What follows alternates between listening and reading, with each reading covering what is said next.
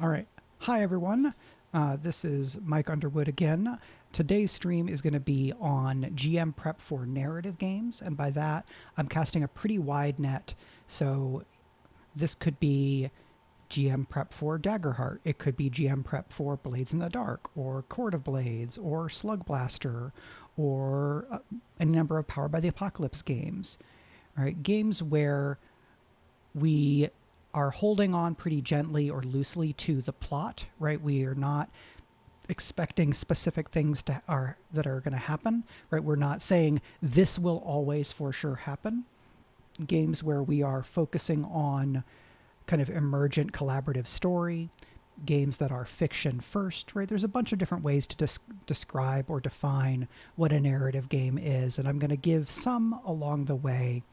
But this is very much a descriptive kind of presentation and what I'm going to talk about and how I'm going to talk about things, right? Nothing that I'm saying here is dogmatic. I don't want to be kind of dictatorial or demanding in how I talk about things. I want to share how I approach stuff in case that approach is useful, right? I worked on Daggerheart, but this stream is not me speaking on behalf of the Darrington Press team or for the game. I'm going to be talking about the game from my perspective. So, based on that, I have some notes, but like a narrative game, these notes are pretty loose. And I'm specifically making room for questions, for like digressions, and for, folks to surprise me or for me to surprise myself in where we end up going to talk about things. Thank you for letting me know about the video, Donovan522. It looks like things are better for you. And thanks again for the Prime sub. And also thanks to for the Prime sub to Lucen Spookin. That was earlier this week when I had not been streaming in a little while. So thank you so much to both of you, and thanks to everybody who has been following and watching on Twitch and YouTube. My intention here is to get back to streaming and then those videos coming to YouTube around once a week, maybe sometimes a little bit more. This is a busy season leading up into Gen Con, and my expectation is that after Gen Con, I may be able to do more streams or switch up some of the stuff that I'm talking about. I have some kind of Daggerheart original creation work that I want to get spinning up after Gen Con in terms of getting stuff ready for publication.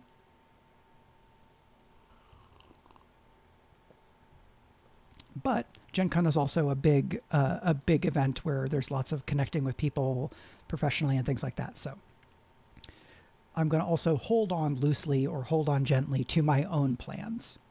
But for today, we can jump over to this screen with my notes. And that looks like that is showing up just fine. So GM prep for narrative games. To reiterate, this is just how I approach things. This is not an official declaration of how you should prep, right? The way you want to prep any of these games is up to you. If you are not happy with how you're approaching prep in any number of games that are kind of in this space, then I hope to maybe be able to give you some ideas or options that you can try out and see if they work for you. But just because I do something some way doesn't mean that anybody else has to. So, caveats, disclaimers, disclaimed. The first thing I want to talk about is how I begin a session of prep, right? Cool, it is Friday. I ran a session on Tuesday in this hypothetical situation, right? It's been a couple of days. I try to take notes as I go, but because I'm running narrative games where things are pretty free-flowing and can move quickly, I don't necessarily always have the best notes. This is why I often will invite or encourage one of the players to write recaps or summaries of sessions, right? I'm GMing, but then if somebody else can be taking notes and then sharing their notes with the whole group, myself included, I can cheat off of their notes which means I don't have to take notes as much while I'm GMing. The stuff I take notes of while I'm GMing is usually like names I've created in the moment as a big thing, and then like major narrative beats that the players kind of execute, or answers to questions that I prep ahead of time, and I'll get to that because those questions and hooks are intentionally incomplete, and only through being answered by players do they become something that's more fully actionable and I can use to help kind of make the story go. So if I've got a recap or a summary from a player, I will review that. I will think about what happened, try to call the big moments to mind, take some notes in my prep document if they're not already there, right, to just be able to have an ongoing record. I usually will copy my notes or thoughts or whatever I had ready for the last moments or last beats of the session and put those at the top of my notes for the next session, right, where I'm trying to keep things fresh. I like having my current session notes or next session notes at the top of a Google document if I'm using Google Docs. It might make sense to just have top to bottom, beginning to ending, beginning to most recent in using Google Docs. That's just not how my brain works for whatever reason. So I copy stuff and I bring it to the top. In reviewing what happened and reviewing my notes, I will also be able to identify hooks and prompts and obstacles and other elements that I had thought up and written down, but that didn't end up in play, right? I didn't end up using the prompt. The players didn't take the route that led to a certain thing, right? So I'm going to look at the prep that I already had and see if it can be repurposed or if it is still relevant but hasn't come into play yet, right? If the players went down route A and I had written some stuff for route B, I think, okay, can I use anything from route B later on that's still in the kind of immediate future, right? Could they come back using route B? I'll think about that.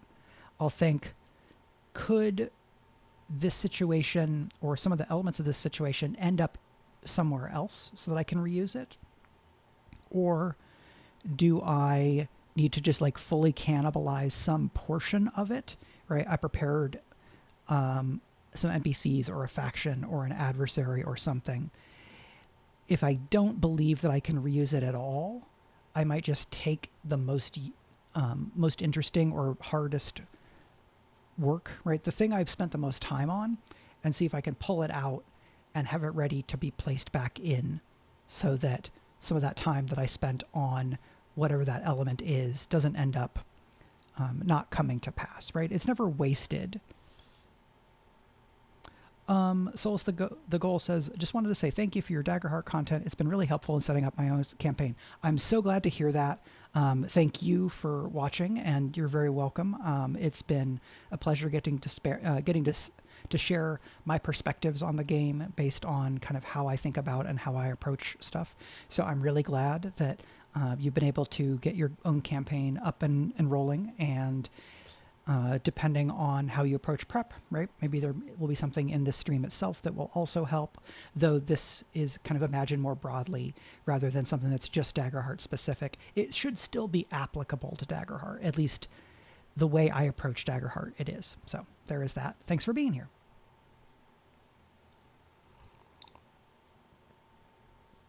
So when I've gone and looked at my notes, I have reviewed what happened. I have kind of written down the last beats of the session so that I have my lead in right. I review other notes from that session to see if there's stuff that didn't get used or where I wrote something down really quick and then it went out of my head right away, right? To just update my mental map of what has happened and what I have kind of waiting in the wings, right? Like if we're in a theater, actors are waiting in the wings, right? That's how I think about where that saying comes from. It might be something totally different. You never know. But that's what I mean when I say waiting in the wings. With that established, or with my mind refreshed, I do most of my prep responding to what the players are doing, but a little bit of how I approach it is informed by the format of the game, right? So in Let's Go Steal an Ending, which is the Genrenauts RPG that I'm developing based on the Genrenauts novella series, that is a mission-based kind of game or game structure. The characters are a team, the team gets missions, the team goes on those missions and tries to complete them. That is more, GM driven, right? Because the GM presents your objective and the players are being asked to address it. That requires a certain type of prep, right? Where I'm preparing the missions and thinking through what might come from them or come about in them, versus a game that is more player driven or is driven by the interests of the player characters as expressed by the players, which would be something like Blades in the Dark. I think Daggerheart you can run in either of these modes. In my experience, there's elements in Daggerheart that maybe lean more toward player driven objectives. And so I think about the game a little bit more in that mode when I'm GMing. I also bring my experience as a narrative game oriented GM and player to Daggerheart when I'm GMing it. And so that perspective and that inclination manifests in how I run it. That doesn't mean it's the only way you have to do Daggerheart. Right. Something that I've seen a lot of people talk about in my YouTube comments or on the Daggerheart subreddit is folks who are looking for longer adventure modules in the style that you might see for Pathfinder or D&D or Mothership, right? In a lot of games, especially in traditional games, big adventure modules are a major part of publishing because there's a lot of people for whom it's way easier to run a pre-written adventure than it is to either improvise all the time or create their own scenario kind of in an evolving, developing fashion. Because I mostly GM in a more improvisational and or player-driven fashion, I have not been as focused on adventures, even though I have written I've worked on 2 Daggerheart adventures, right? I was an additional designer on the Sablewood Messengers, also known as the Quick Start adventure, and I was the lead designer with Spencer Stark as an additional designer. This is the one time when I was the lead designer, right, on a Daggerheart thing, right? Because Spencer is the overall lead designer, but I took point on Marauders of Windfall, which was last year's Gen Con adventure. Whether Marauders of Windfall is going to get updated and republished, I genuinely don't know. So I couldn't tell you. I wish I could. I hope that happens, and I imagine that it's pretty likely, but that is genuinely a guess. So I can't say. You can probably still find Marauders of Windfall, the version that was for the 1.5 beta, out there somewhere. But for both of those adventures, I feel like a good part of the work going into it was we're introducing you to the game of Daggerheart. We're providing something that's pretty straightforward, but has some flex and space in it for the players to kind of take it in directions that they want. I don't view those adventures as being like super sandboxy, right? They're more, here is a series of events that are happening or a series of things that you're being asked to do or deal with. So those lean a little bit more traditional in how they operate, right? They're a little bit more like this GM-driven mission structure. Hey, people want you to do X thing. You go to a place to try to do that thing. You learn some stuff. There are maybe some fights, versus the players are characters in a space, and They investigate that space in a little bit more of a like a, do whatever you want sandboxy fashion. And as the GM, I'm throwing out hooks, right? I'm representing what is happening in the world, and the players are responding to one or more of those elements or gestures toward conflict that I'm introducing, and then they engage with those elements, right? When I throw stuff out and the players catch on it, right? And by this, I mean, I introduce something either through an NPC or through like rumors that the characters have heard, and they go, oh, well, that's interesting, or we need to do something about that. When I get interest and engagement from players, that I take as a sign to build on that element.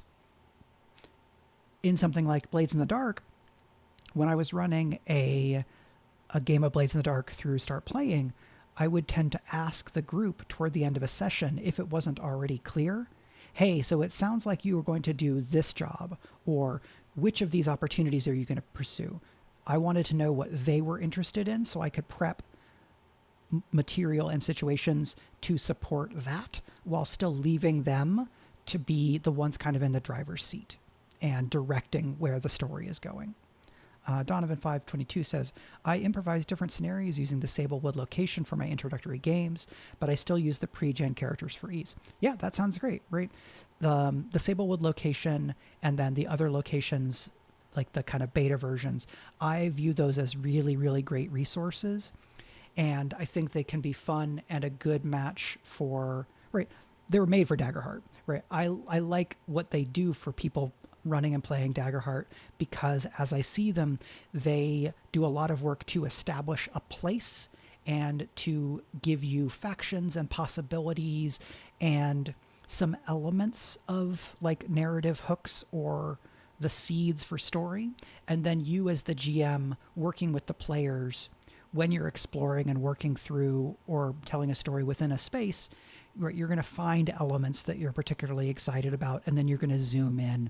And for these, because of what material is prepared, right, you're going to create and improvise your own material to go deeper on some element of the location that's already been established.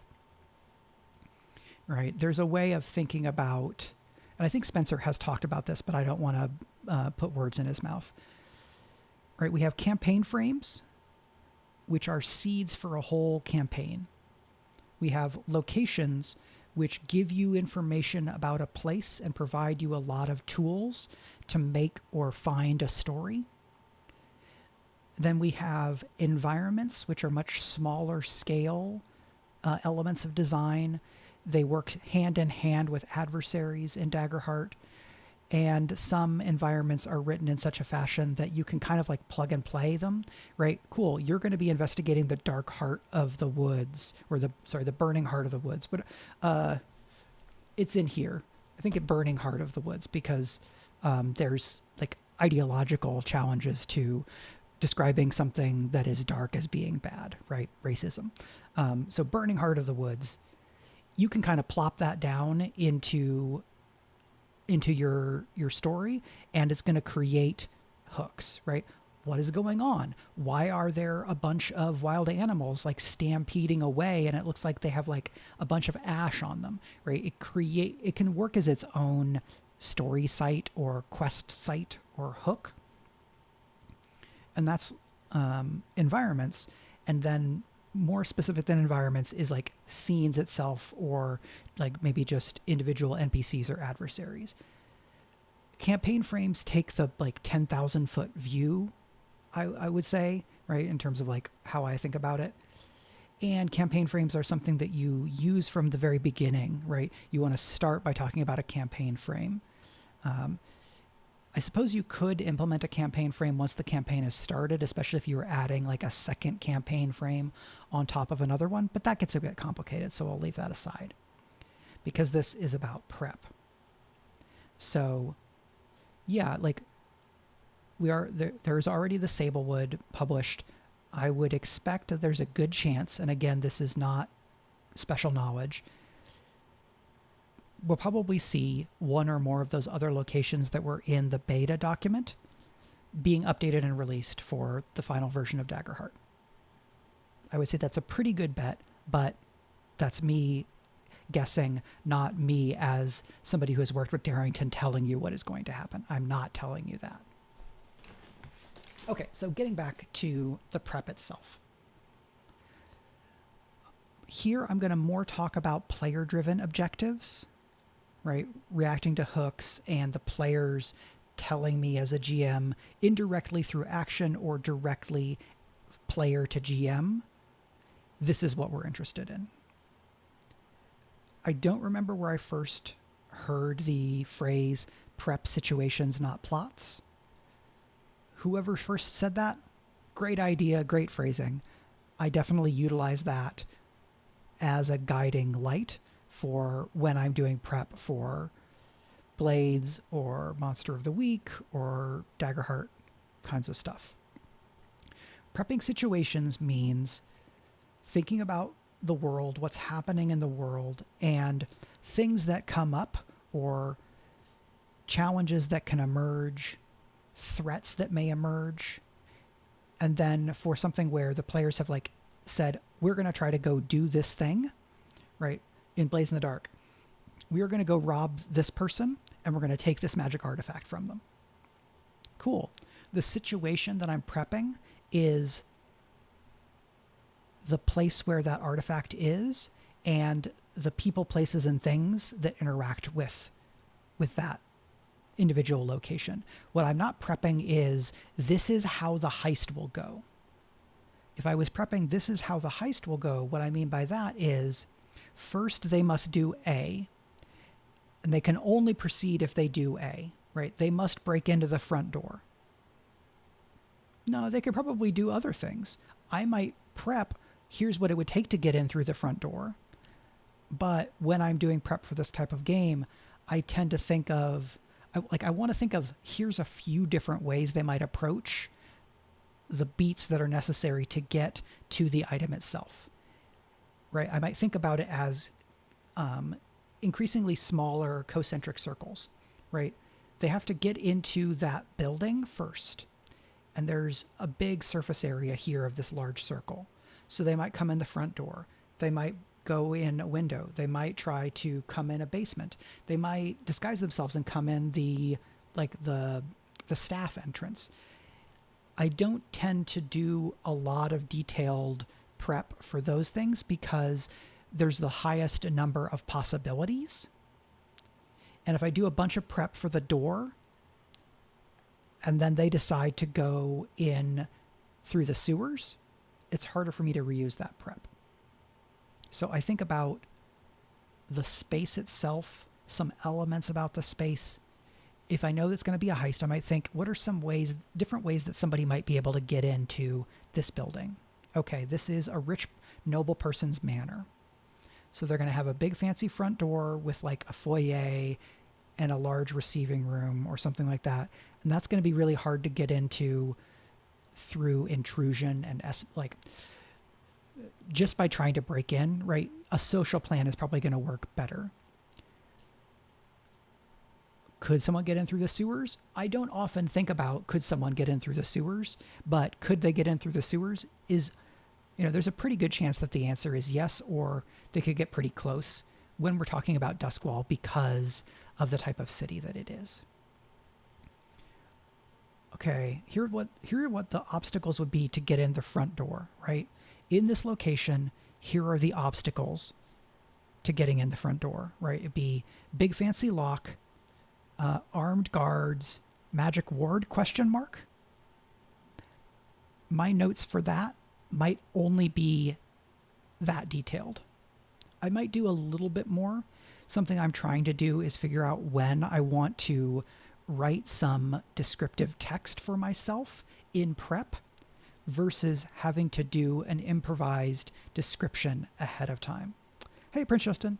Prince Justin writes, having multiple avenues as opposed to thinking of just one avenue is good, especially when the party decides on plan C that you didn't explicitly prep for. 1000%.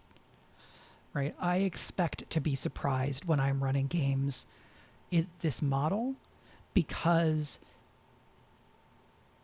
I'm leaving space for the players, and I am encouraging and trying to empower the players to approach things the way that they want to, instead of telling them these are your only options, right? It's more like, well, you might do A or B or something else. And I will probably think about A and B and maybe a C, knowing that there might be a D, E, F, G, right? There might be even more different other options that I didn't think about. And when players pitch something that I had not already established, but I think makes sense, I try to go with that, especially if they are really excited about it.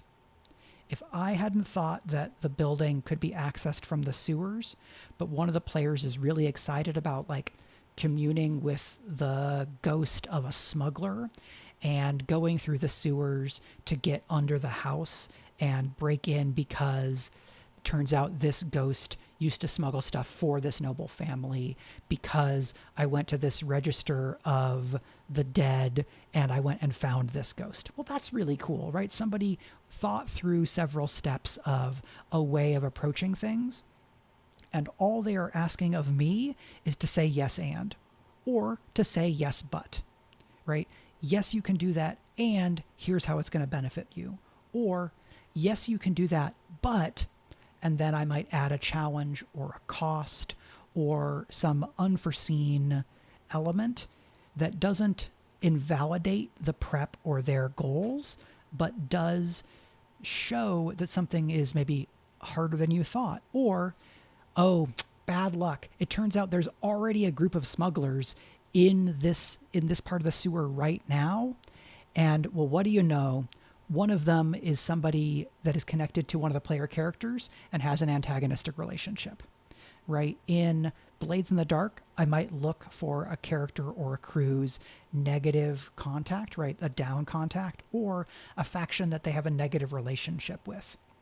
In Daggerheart, right, if we were using Daggerheart to play in Duskwall, which would be wild, and somebody proposed this ghost idea, right, and then they got a success with fear on that roll, the way I might approach that as a GM is, yes, you find that ghost and the ghost will lead you, but the consequence I'm going to use because that was a success with fear is there are these other smugglers here.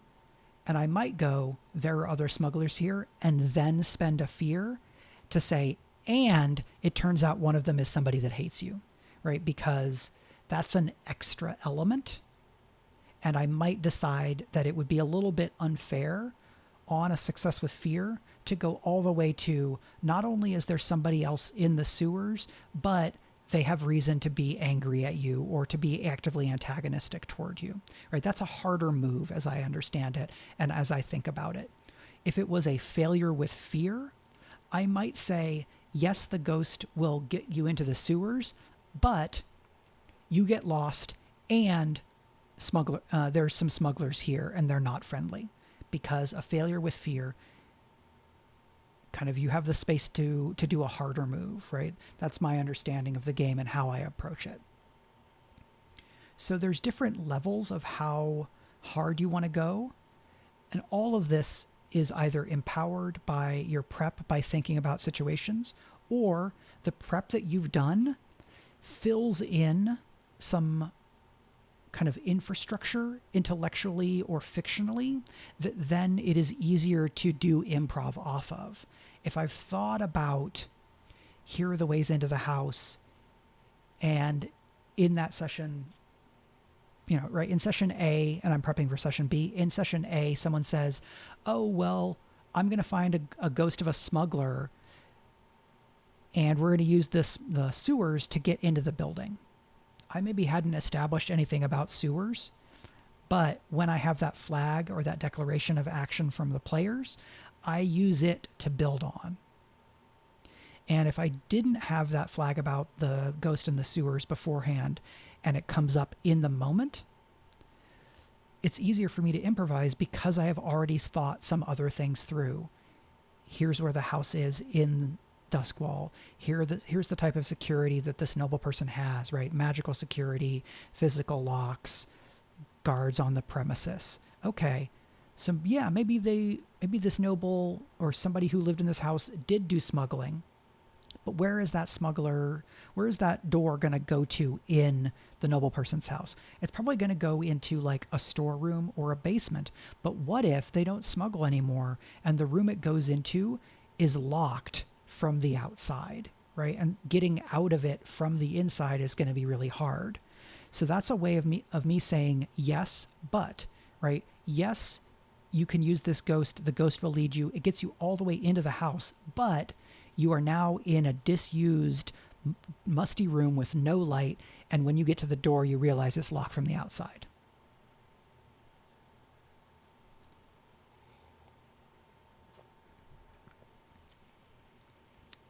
Because I was just talking about description, an element that I'm trying to use more because I think it's really cool is this idea of paint the scene. So paint the scene is a shared world building prompt technique created by Jason Cordova. Jason Cordova is the designer of Brindlewood Bay and The Between and several other games, and I think, owner of the Gauntlet. Right, Gauntlet Publishing is now the thing that the Gauntlet is because there was a Gauntlet game community and the Gauntlet Publishing, and then they became two different things. So Jason Cordova runs the Gauntlet, which mostly does publishing now. They have a community as well, right? I'm on that Discord. It's got some cool stuff going on.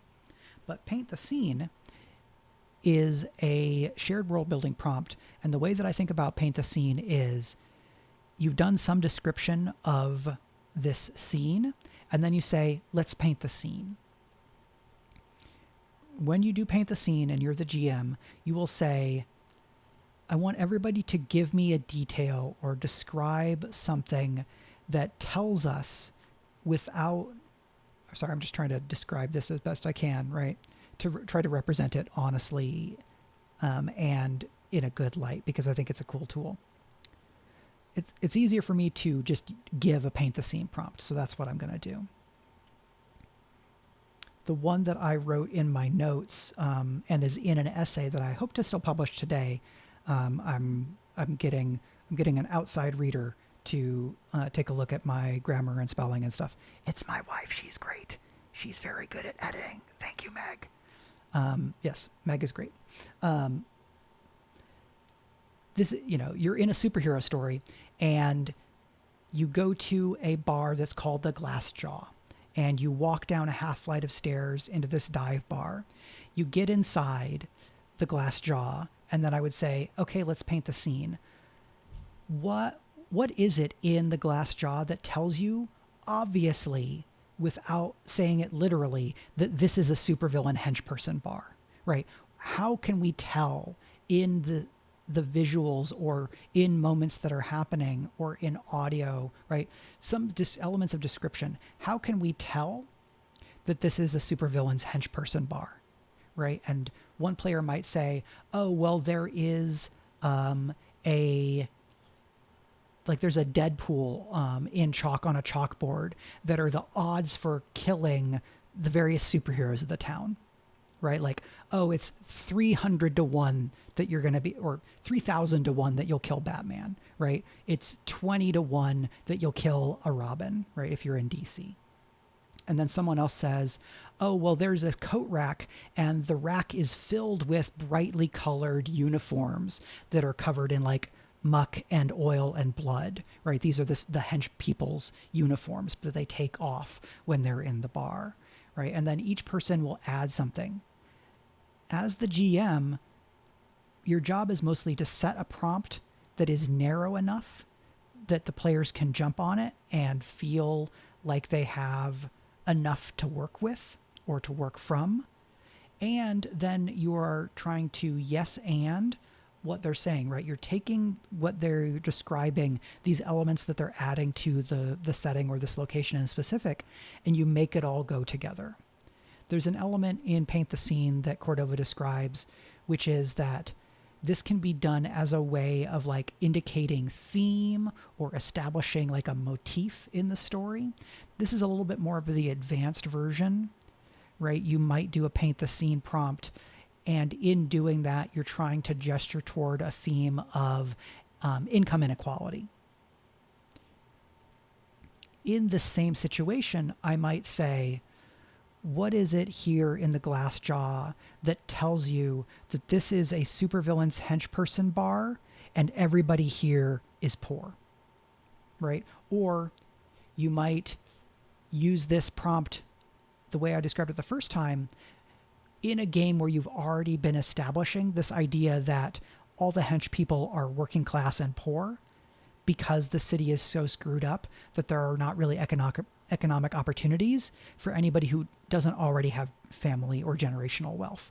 And so a lot of the people who end up working for the supervillains are these working class and poor people, right? If you've already got this element of theme built into the narrative, you may not have to do as much with paint the scene to have that paint the scene action develop the theme that already exists. But if you are trying to use paint the scene to introduce a theme or a motif, right, you might have to think a little bit harder when you write your paint the scene prompt. I have started using paint the scene when I'm GMing.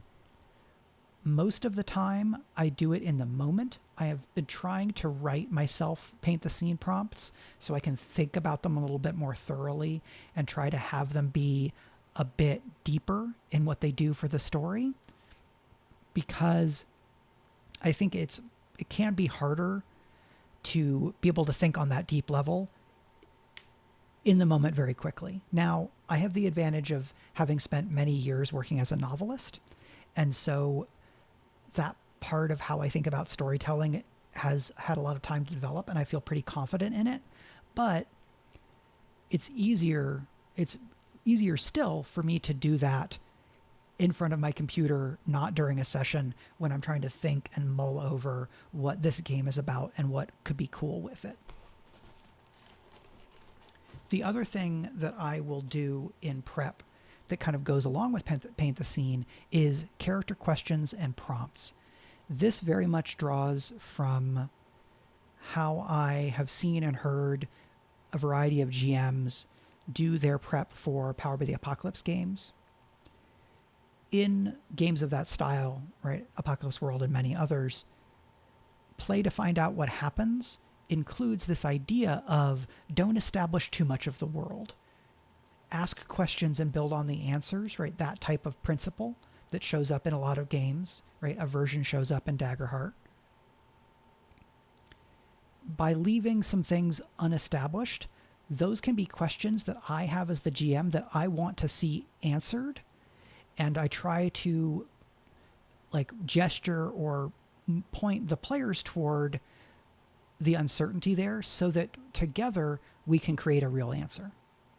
Donovan says, would you create a location first and then write the scene, or write the scene you want and then create a location? I usually think about what are the players trying to accomplish, and then where is the most dramatic place for that to happen? And then I start working on that location and I populate it with characters and obstacles. So it's usually thinking, identify a location or create a location, and then build out from that. So it's a little bit the latter, but most of the action is the former. I think about the scene, I cast or imagine a location, and then I spend more time building that location and building out from that location so that I have a sense of the situation overall.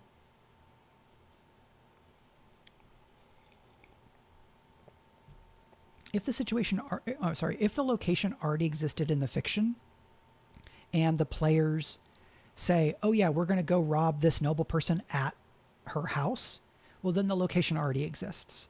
The scene is gesturing to that location and my prep emerges from that location, right? That's the easier version. These prompts and questions, right? Some of these are like questions about the world. You know, it might be, well, why is it really that, this magical thing has happened? Why is it really that the sun has stopped coming up, right? In Blades in the Dark, the sun was killed or died centuries and centuries ago, right? And the gates to the realm of death were broken.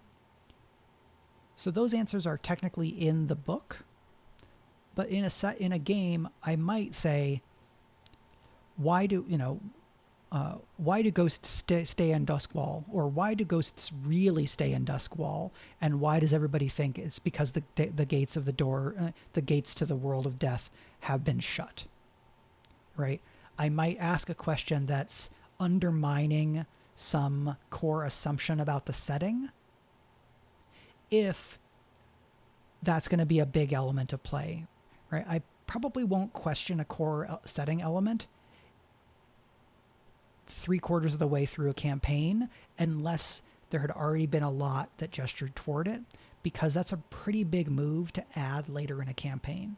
But toward the beginning of a campaign, especially when the group is doing world building together, but only a little bit because we're trying to leave a lot of blank spaces, I might write more questions about the world itself. What I do more often now is I write hooks and prompts and questions that are addressed to characters, or that are designed for characters, right? In a Daggerheart game, like a mini series that I ran, one of the characters in a background question described having gotten lucky and injured a kind of a lieutenant of one of the setting's big bads. And so when I was preparing a situation that could include enemies from that faction, I had the question of, is this skeleton captain the same person that this character got lucky and injured? That is a looser hook, right? That is a looser prompt, because it is giving the player room to say, no, this is actually not that person. I could write a more hard framed question and prompt, and that might look like, how is it that you recognize that this skeleton captain is the one that you injured when you got a lucky break in that battle 2 years ago, right? I'm saying this is that person, but I'm giving the player I'm kind of handing the mic or the pen to them to establish how, which also kind of lets them say something more about their character, right? It is being expressed and defined through their character's point of view, right? We're seeing it, experiencing that moment through how that character approaches it and what that player thinks about it, more so than me dictating all of it to that player. And I think both approaches are fine. I like trying to leave some room for the player, for the way that, just because of how I approach and what I enjoy in games. And I feel like it is in keeping with the spirit of what I want from my experiences with Daggerheart. And with a lot of games more broadly. But those prompts that are looser and kind of require or ask more player input, they're also asking for more from the players. And how interested players are in taking a bigger role in world building, right? That's something that varies by person. I look for and try to foster a greater degree of collaboration and shared narrative authority. I find that Daggerheart is a game that supports me in trying to do that. And so I bring that taste, that preference to the game in how I run it. You don't have to do that.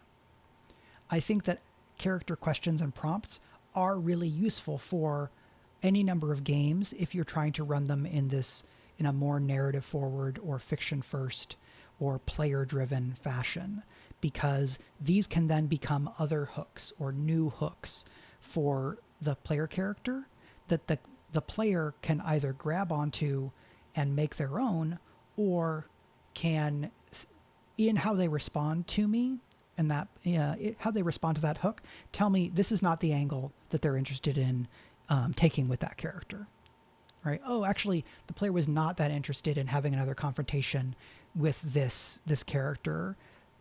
They thought about this as more of like a one-off kind of thing. Okay, well, then that's a little bit of a bummer. I might see if I can reposition or redirect that hook because it's connected to some stuff that's already in the story, right? In this situation, there is this group of undead. The one that is running them is this skeleton captain, and I had the hope of connecting that skeleton captain to one of the player characters' backstories. Even if I had a harder prompt, the player could still say, I'm not really interested in that, or no, I don't think this is going to be that person, right? And then maybe talk it out.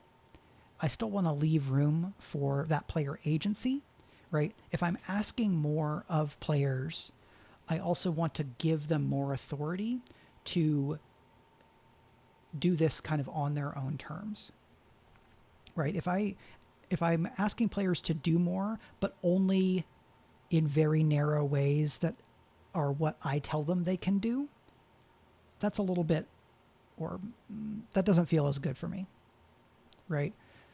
Some of it is going to be framed by me because there is the implicit assumption that the GM kind of has final authority on things, and different games will come down more or less firmly in one way or another on how much that is true.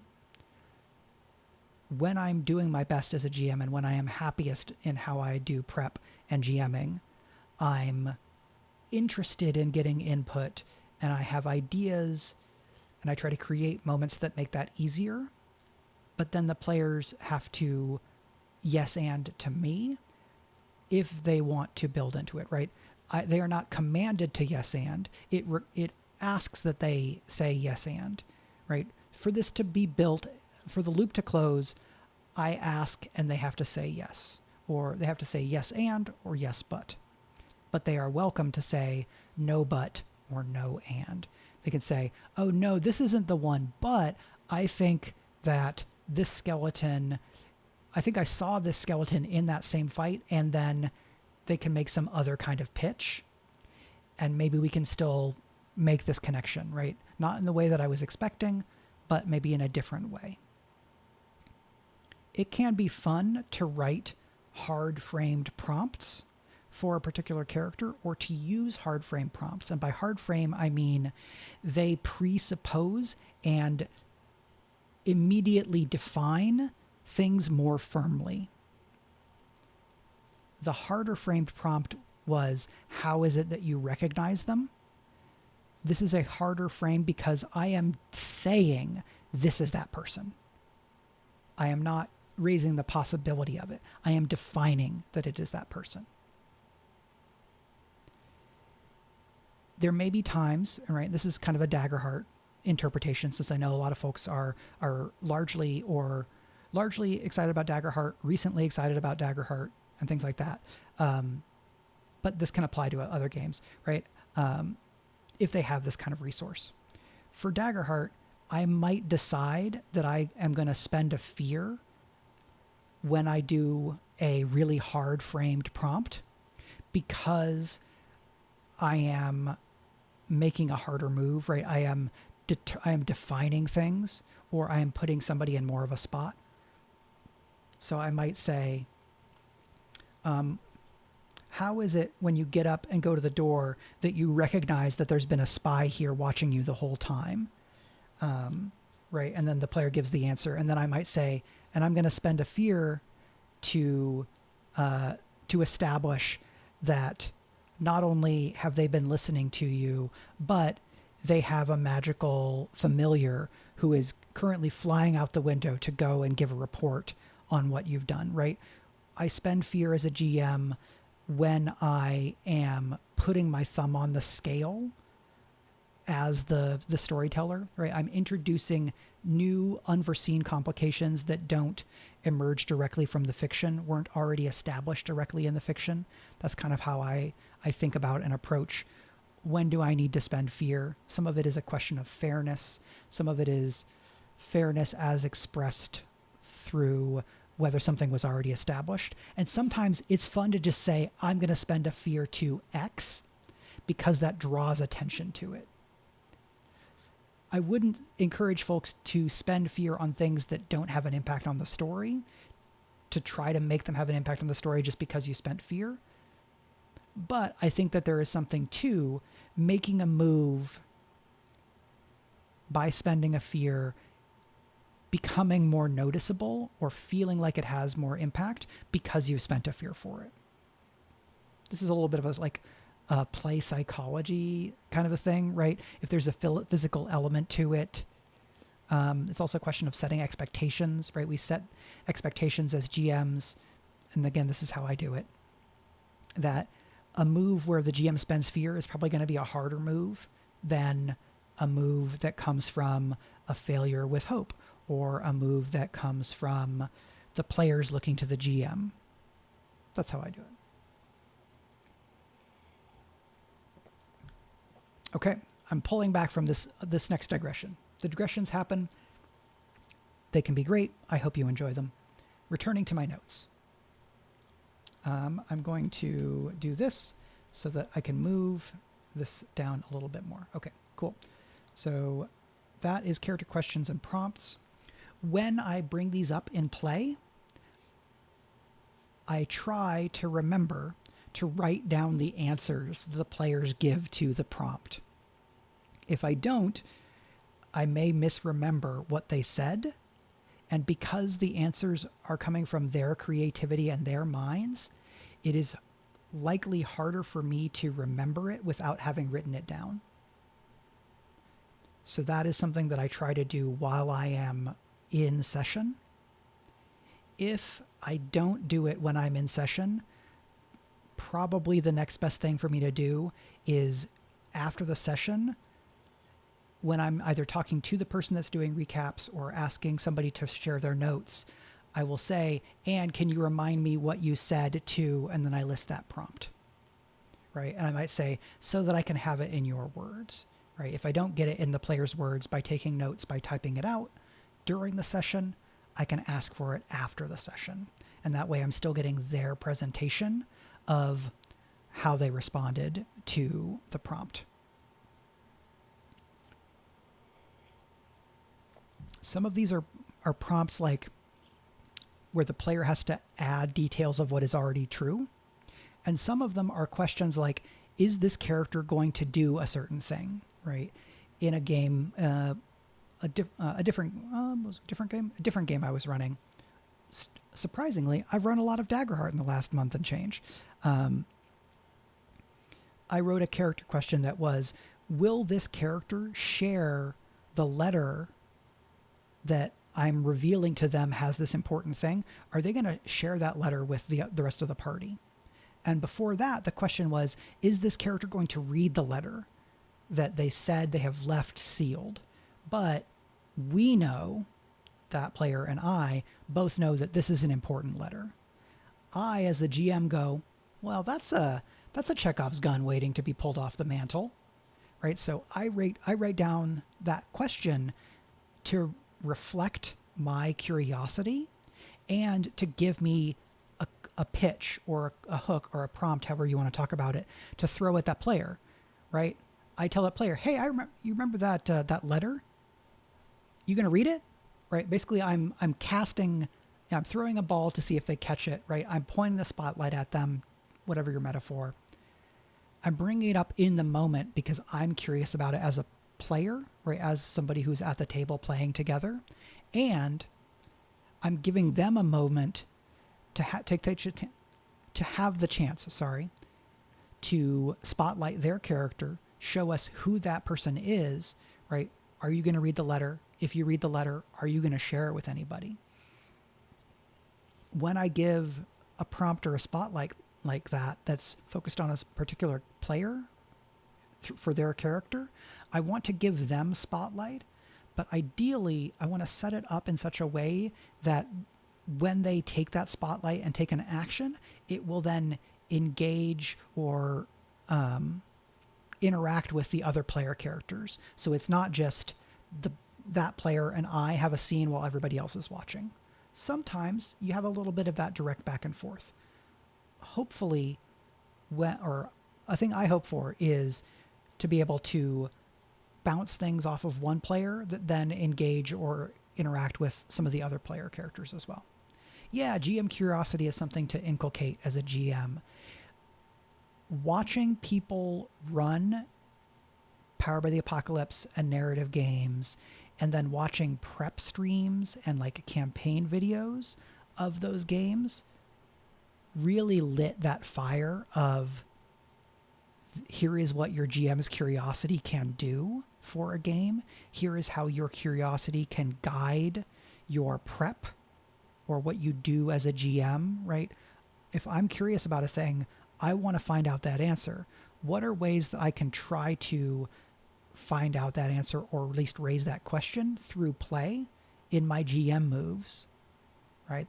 The move might be as simple as just asking the question directly, or I might ask that question through an NPC, raise it through the action of play, right? I could spend a fear, if this is Daggerheart, in a scene where there is a thief, right? The player characters are fighting some bandits, and one of them steals the letter from that player. And I make sure to tell that player, hey, this thief has just lifted the letter from your bag. So I'm drawing attention to the letter, which the player then is going to respond to, and the other players are the audience going, hey, what's up with that letter? And I'm fostering curiosity among those players as well, so that if then in a subsequent move, I just ask that player directly, like, okay, yeah, you get the letter back from the from this bandit.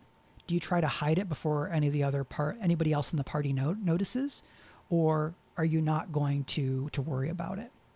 Right? Again, I put the ball back into that player's court, and I let them express something about who this character is. There is a strong degree to which these questions and prompts are just targeted spotlight with an agenda, right? If we were thinking about GM principles or best practices or moves, right? This is ask questions and build on the answers, right? It is also be a fan of the characters. I want to know what this character does in this situation. So I'm going to create a moment that is going to not necessarily require, but probably involves the player making a decision for that character as that character. All right. And that's a big part of why I play, right? I want to learn about these characters.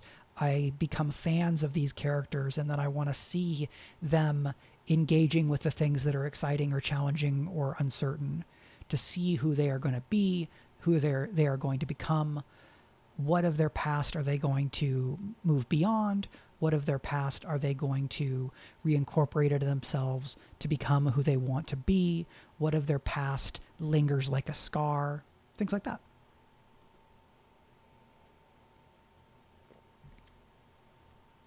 Okay, so probably the last two things. This could be three things. We'll see. We're just over an hour. I probably am only going to go to about like an hour and a half here, maybe a little bit less. But for folks who are watching, if you have questions, please go ahead and throw those in. Another thing that I do when I'm prepping for these games is I think about what is happening in the rest of the world. In a game like Blades in the Dark, there is the idea of faction clocks, right? Factions have projects. So while the player character crew is doing stuff, the player character crew does downtime, and during downtime or between scores, the GM does the faction turn, or they have the factions take actions. This faction wants to do something, I roll some dice based on their tier, I progress the clock for their project, so on and so forth. In Daggerheart, there is a system of long-term countdowns, and I use those in a very similar fashion. I don't tend to use a lot of long-term countdowns at any given time. If I were running Five Banners Burning, the political and military fantasy campaign frame that I designed for the core book, I would probably have more countdowns, right? The custom rules in that campaign frame gesture toward having like one or more projects per faction, and that's probably what I would do. If I was running a game that is less faction specific, I might have fewer long-term countdowns. in a playtest game that I ran of Daggerheart, I think I had like 3 or 4 long-term countdowns, and I intentionally varied how long they were so that they would fire not all at once, right? Here's a countdown, here's a different countdown, and here's a third countdown. This one is most immediate.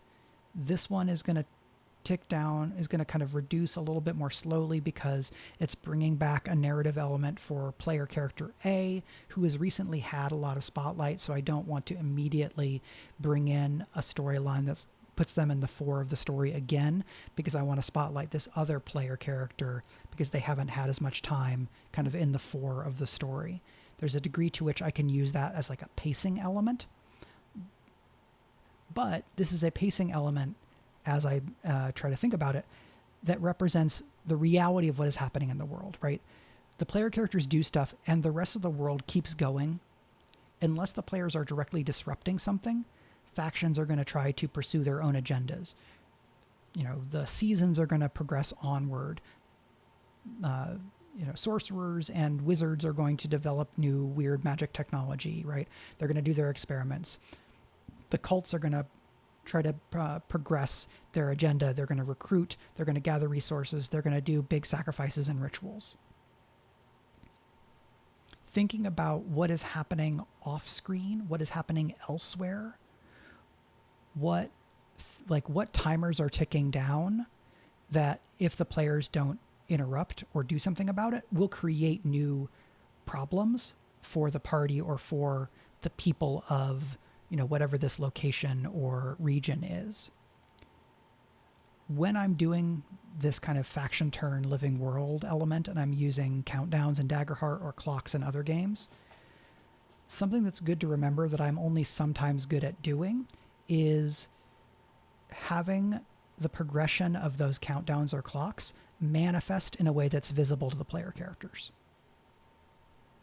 Right? Some of these agendas or projects that a faction or a group is doing is going to have an outward-facing manifestation, right? If a cult is trying to recruit a bunch of people and that recruiting also includes kidnapping people, I want to spread some rumors about disappearances, right? Or if the group knows more about the cult, right, a contact might say, "Oh yeah, the cult of the endless has been moving into this region, right? There's been cattle thefts, there's been disappearances.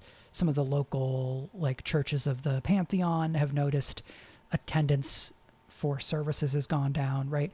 I might take one or more of those details and try to point them toward the players, right, to give them signals that stuff is happening. This is also a prompt. Hey, do you want to do something about this? Or are you just going to let it keep going, right? I throw a bunch of different hooks at the players and I see what they respond to.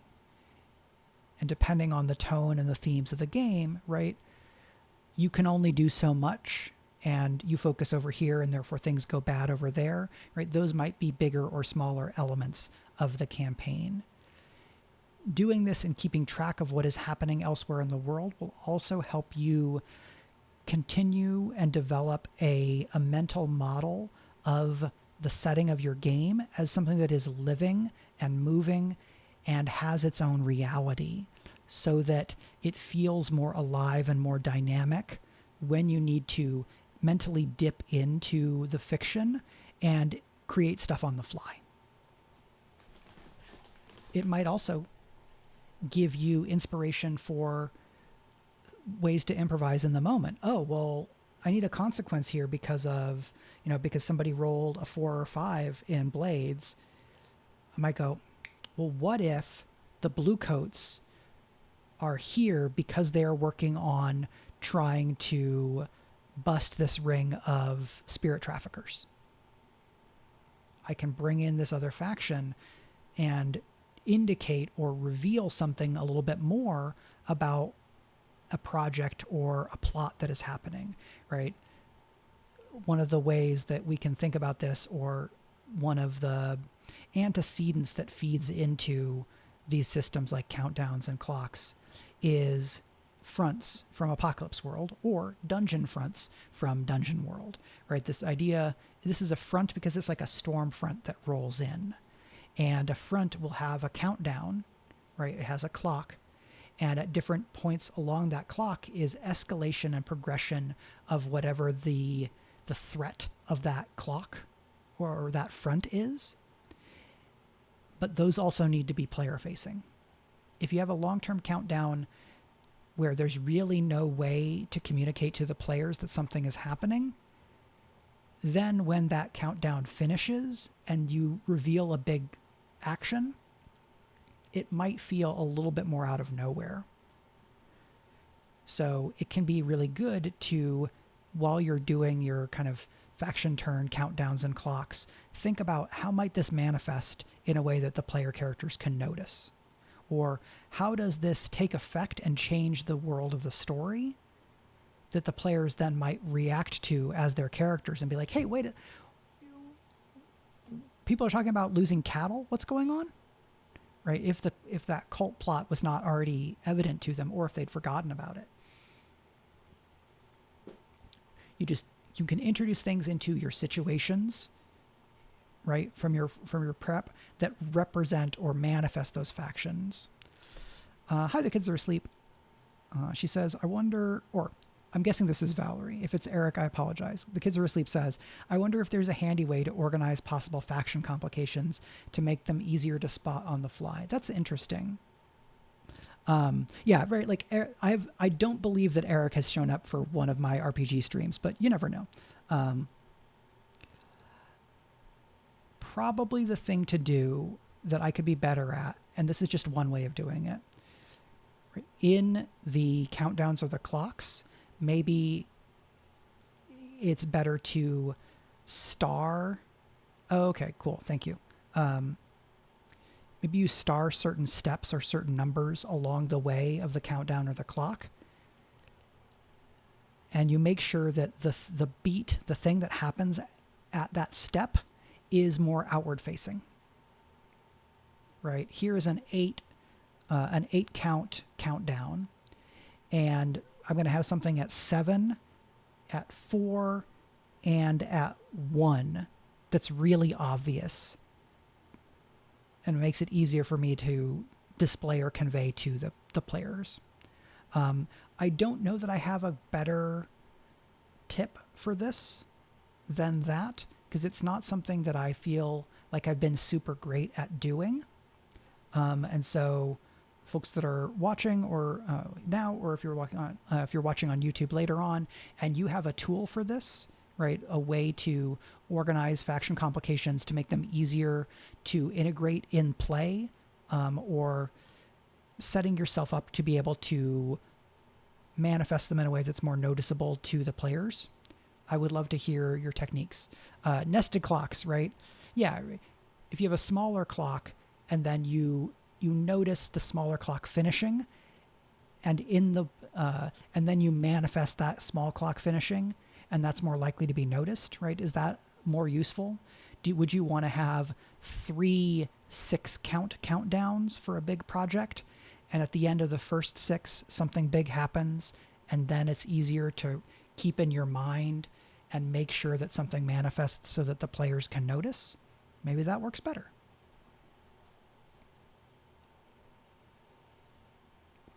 You can see in my notes to myself, right? Clocks.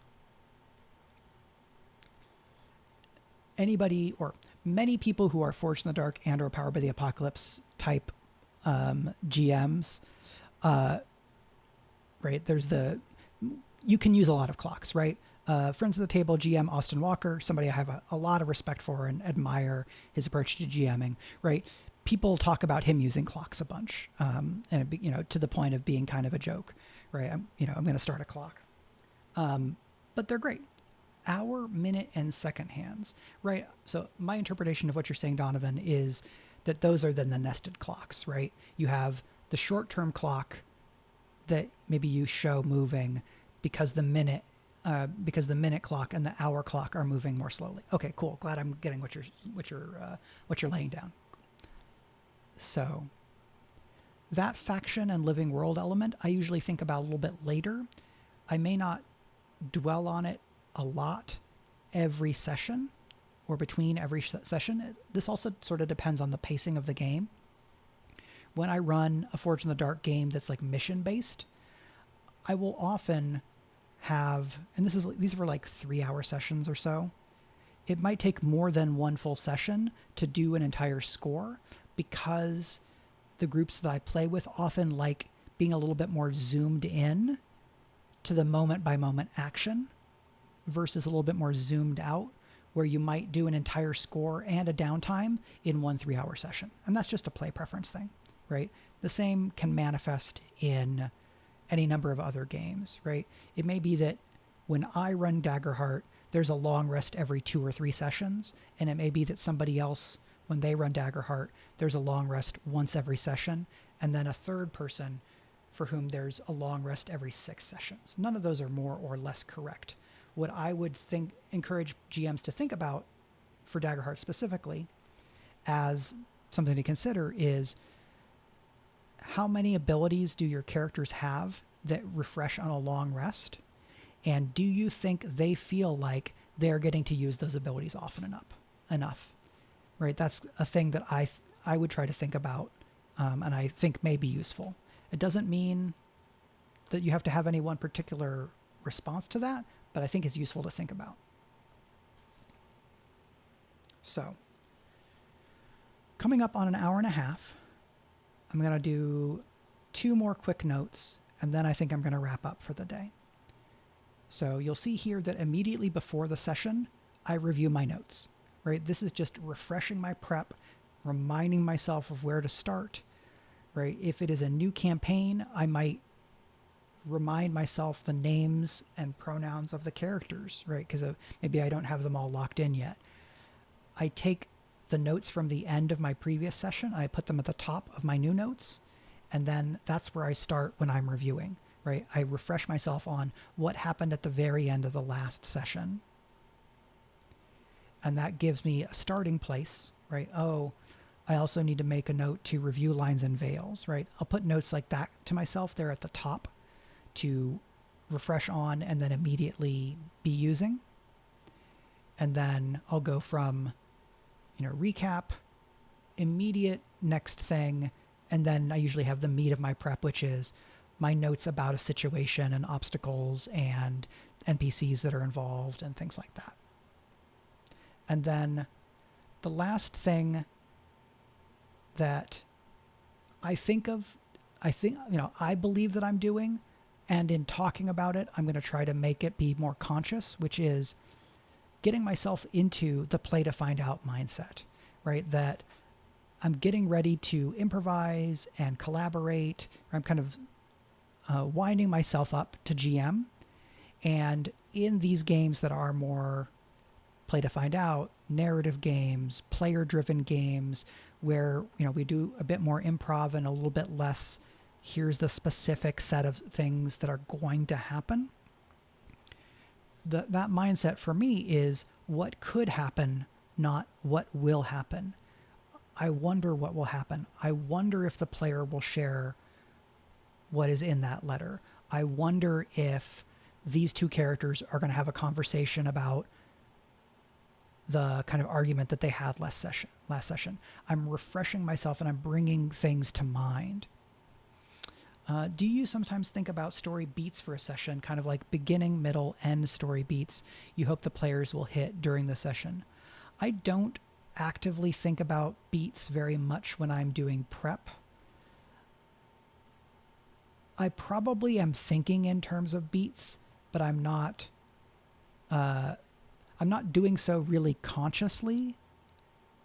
This is a place where the fact that I have been a fiction writer for a long time and been a GM for a really long time can make things a little bit trickier to articulate, because I think a lot of stuff is happening subconsciously. I think there is a degree to which, because I have this very deep background in storytelling, that my brain just operates within the structure of beats, right? Narrative beats, that if A is going to happen, and there are 3 things that can happen from A, I'm thinking through those things, and that as I'm GMing, I may just be acting and operating in beats more subconsciously than consciously. And by that I mean I am doing it, but I'm not thinking about it as being that thing. Right? There is guidance in the Daggerheart core book about thinking about beats and some notes on structure that, right, you can use. Hey, maybe this is useful for you.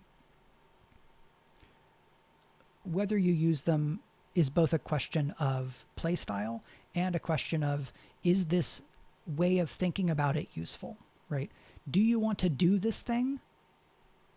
And is it useful to think about it in this fashion, right? I think you can work in beats as a GM without necessarily thinking about them as beats. Whether you should or shouldn't, I don't know that I have a strong opinion on that in this particular case. Where I do think thinking in beats is really handy is that often a beat is going to have like one player in the spotlight. And beats can be useful to think about if we're using the idea of beats as a beat is a dramatic moment in a story where something important changes. I'm probably thinking about beats more specifically when I'm running a game than I am planning out beats when I do prep. Because I think for myself, beats are a little bit more connected to plot than they are to situations. Where I do have beats in my prep is complications and obstacles. If something goes wrong here is a beat I can use, right? Here is a dramatic beat that is introducing a complication. That I for sure do, right? As I'm talking my way through and thinking about, like, reflecting on my own process, right? It's like when you start thinking consciously about breathing, and then it's very weird because for a lot of people, you just kind of breathe and you're not thinking about it actively. And now I'm thinking about my breathing. Here you go. So yeah, beats. I don't think about here's the beginning of the story, middle of the story, and end of the story for the session, but I am thinking here is a possible complication. Here is a likely reversal, right? Those are beats. A moment of action in the story when the emotional kind of rise and fall or the relationships between characters changes, right? When there is rise and fall, when characters come closer or get farther apart, that kind of stuff. I have seen people say, oh, well, like, yeah, Daggerheart is a fantasy adventure for theater geeks. But what I would say is, don't write out the other storytelling forms, right? Comics are storytelling. Fiction is storytelling. Nonfiction can be storytelling. TV, film, games. There's a bunch of other storytelling forms that we draw from in tabletop role-playing games, depending on who you are and what you like.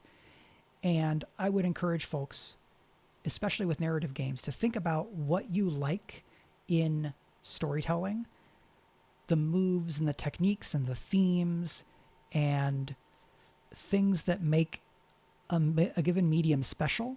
Why do you think that that is special? And is there a way to use that or gesture toward it or learn from it when you're GMing? So Donovan522 says, that makes sense. With less experience in fiction writing, I tend to write those beats down along with my other notes. Keep in mind that I'm also improvising 90% of the session too. I find that this helps me keep the story going. Even if the players do something else, I can adjust those beats to match the new situation. That makes sense to me. And if it works for you, then that's great. So yeah, we are almost exactly at 90 minutes. So good job, past Mike, for guessing correctly about how long the stream would be. Thank you so much to everybody who is here live and has been chatting with me. So, right, that is Donovan522. That is Solus the Goal, Prince Justin, The Kids Are Asleep, and then everybody else who was lurking. Yeah, thanks for being here, Prince Justin. It's good to chat with you. For everybody who is watching on YouTube, thank you for watching there. If you have questions, asking on YouTube is better, or you can come to my Patreon. feed and find a post that seems relevant and ask your questions there. If you have specific ideas on how to like more organically, or your structure or method for having like subsections or subclocks, countdowns of your faction turn living world, having those manifest to players, right? A system to make that easier for you. I would love to hear about that on the YouTube if you have it and feel like sharing, because I think that's probably an area where I could use a little bit more structure, and I could definitely use hearing how different people approach it to see if there's something that makes sense for me. And then I can keep learning as a GM, because we are all still learning, right? My hope is that I'm getting better at being a GM and as a writer and game designer still when I am, in my 70s or 80s or whatever, right? If I make it to my 90s, I'd love to be still getting better at those things, because those disciplines, those hobbies, these are things that are important to me and that give me a lot of joy, and I want to keep getting better. So in the spirit of all getting better, we'll keep on trying to help one another. So all that being said, if you have mostly been here on Twitch, you can find my YouTube, which is where the kind of primary archives of these will go and live, because YouTube has an archiving system that just is a little bit easier for me. Questions are probably best to be asked there if you're not asking in stream. And then you can support me in doing these streams about Daggerheart and other games, which are all, as a reminder, unofficial streams, not aligned with and not speaking for anybody else at Darrington Press or Critical Role, right? This is just me and how I think about things. Folks have been supporting on Twitch, which is fantastic, and I'm very grateful. You can also support me and find other things that I'm doing at patreon.com/Michael R. Underwood. And now I'm going to go look on Twitch and see if anybody else that I know is streaming, so I can send them a raid. So let's go and raid Katie Shee again. So I'm going to pull up that menu. It did a very strange thing for me. Okay, great.